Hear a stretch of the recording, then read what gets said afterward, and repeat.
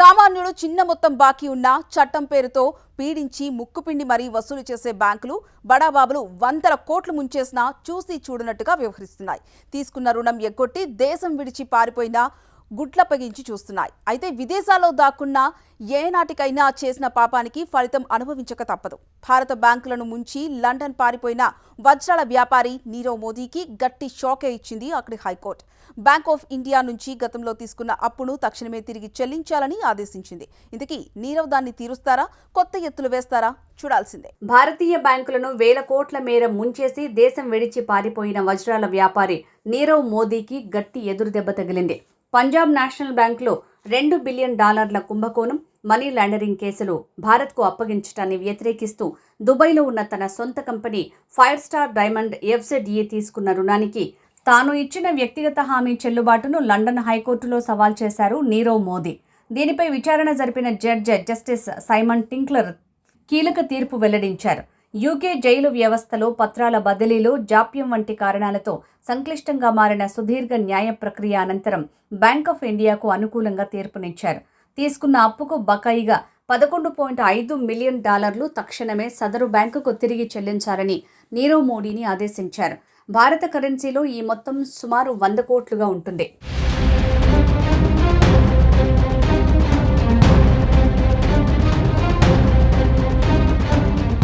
2012 జూలైలో నీరవ్ మోదీకి చెందిన ఫైర్ స్టార్ గ్రూప్లోని దుబాయ్ ఆధారిత సబ్ కంపెనీ అయిన ఫైర్ స్టార్ డైమండ్ FZEకి బ్యాంక్ ఆఫ్ ఇండియా పెద్ద మొత్తంలో రుణం ఇచ్చింది.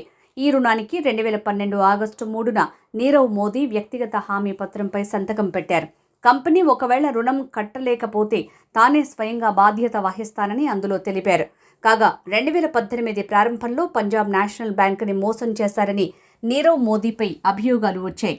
దీంతో ఫైర్ స్టార్ గ్రూప్ ఆర్థిక పరిస్థితి క్షీణించి తిరిగి చెల్లించడంతో విఫలమైంది. దీంతో పూచీ ఇచ్చిన నీరవ్ మోదీపై స్వతంత్ర రుణ వసూలు చర్యలను చేపట్టింది బ్యాంక్ ఆఫ్ ఇండియా. బకాయిలను చెల్లించాలని కోరుతూ నోటీసులను జారీ చేసినా, పదే డిమాండ్ చేసినా ఏమాత్రం పట్టించుకోలేదు. ఇంతలో ఈ నోటీసులను నీరవ్ మోదీ లండన్ హైకోర్టులో సవాల్ చేశారు. హామీని అమలు చేయటం సాధ్యం కాదని, బ్యాంక్ సరైన పద్ధతిలో డిమాండ్ చేయలేదని ఆయన వాదన.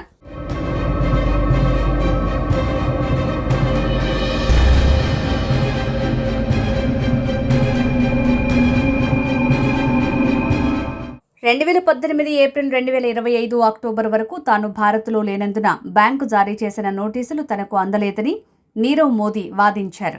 అయితే లండన్ హైకోర్టు ఈ వాదనలను తోసిపుచ్చింది. నీరవ్ మోదీకి బ్యాంక్ ఆఫ్ ఇండియా నోటీసులు సక్రమంగా అందించాయని పేర్కొంది.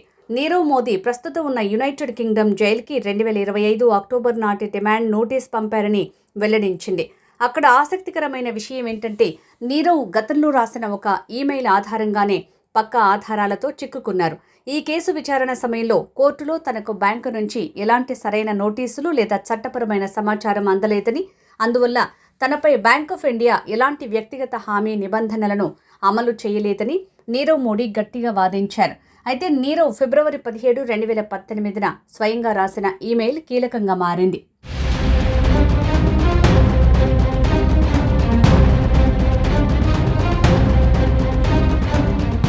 నీరవ్ మోడీ రాసిన ఈమెయిల్లో PNB కుంభకోణం దేశంలో వెలుగులోకి వచ్చిన తర్వాత తన వజ్రాల వ్యాపార సామ్రాజ్యం తీవ్రమైన ఇబ్బందుల్లో పడిందని స్వయంగా అంగీకరించారు. భారత్లో మీడియా నుంచి వచ్చిన విపరీతమైన ఒత్తిడి కారణంగా తన కంపెనీలో దర్యాప్తు సంస్థల సోదాలు జరిగాయని, ఆస్తులను స్వాధీనం చేసుకునే కార్యకలాపాలు సాగాయని పేర్కొన్నారు. దీనివల్ల తన ఆధీనంలోని ఫైర్ స్టార్ డైమండ్ ఇంటర్నేషనల్ సంస్థల రోజువారీ కార్యకలాపాలు దాదాపుగా పూర్తిగా ఆగిపోయాయన్నారు. తీవ్ర ఆర్థిక సంక్షోభం కారణంగానే బ్యాంకు నుంచి తీసుకున్న అప్పులను సకాలంలో తిరిగి చెల్లించలేకపోయామని నీరవ్ స్పష్టంగా అంగీకరించారు. నీరవ్ మోదీ వ్యక్తిగత హామీ కింద బ్యాంక్ ఆఫ్ ఇండియాకు $4,01,189.34 చెల్లించాలి. చెల్లించాల్సిన వడ్డీ $11.5 మిలియన్ చేరుకుంది. ఇదెలా చెల్లిస్తాడనేది ఆసక్తికరంగా మారింది.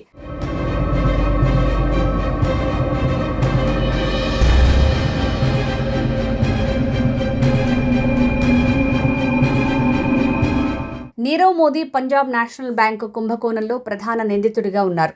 బెల్జియంలోని జైల్లో ఉన్న తమ మామ మెహుల్ చోక్సీతో కలిసి పంజాబ్ నేషనల్ బ్యాంక్లో 13,000 కోట్ల మోసానికి పాల్పడినట్లు నీరవ్ మోదీపై ఆరోపణలు ఉన్నాయి.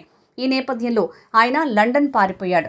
ఈ 13,000 కోట్లలో దాదాపు సగం సొమ్ము అంటే 6,498.20 కోట్లు నీరవ్ పక్కదారి పట్టించారని సిబిఐ అభియోగాలు మోపింది. నీరవ్ మోదీ ప్రస్తుతం ఆయన లండన్ జైల్లో ఉన్నారు.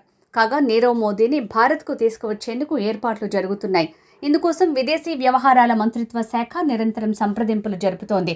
CBI, ED, serious fraud investigation office, customs and income tax విభాగం బ్రిటన్ అధికారులకు లేఖ కూడా రాశారు. నీరవ్ మోదీని భారత్కు తీసుకురాగానే ముంబైలోని ఆర్డర్ రోడ్ జైలుకి తరలిస్తారని సమాచారం.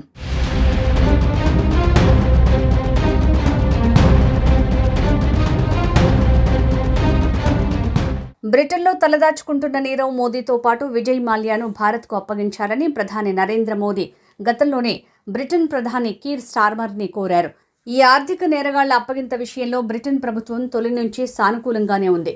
వారిని అప్పగించేందుకు అక్కడి ప్రభుత్వం ఆదేశించినప్పటికీ కొన్ని న్యాయపరమైన అంశాల వల్ల ఈ ప్రక్రియ క్లిష్టతరంగా మారుతోంది. కాగా భారత దర్యాప్తు సంస్థలు విచారణ నిమిత్తం తనను తీసుకువెళ్లి వేధిస్తాయని ఆందోళన వ్యక్తం చేస్తూ నీరవ్ మోదీ గతంలో వెస్ట్ మినిస్టర్ కోర్టులో పిటిషన్ వేశారు. తనను భారత్కు అప్పగించొద్దని వేడుకున్నాడు. అయితే నీరవ్ మోదీకి ఎలాంటి హాని జరగదని, కేవలం ఆర్థిక మోసం, మనీ లాండరింగ్ గురించి అతన్ని ప్రశ్నిస్తామని భారత దర్యాప్తు సంస్థలు బ్రిటన్ సర్కార్కు హామీ ఇచ్చాయి. నీరవ్ విచారణకు వేదికగా నిలవనున్న ముంబైలోని Arthur road jail barrack number 12 వీడియోలను కూడా బ్రిటన్ కోర్టులకు భారత దర్యాప్తు సంస్థలు అందించాయి.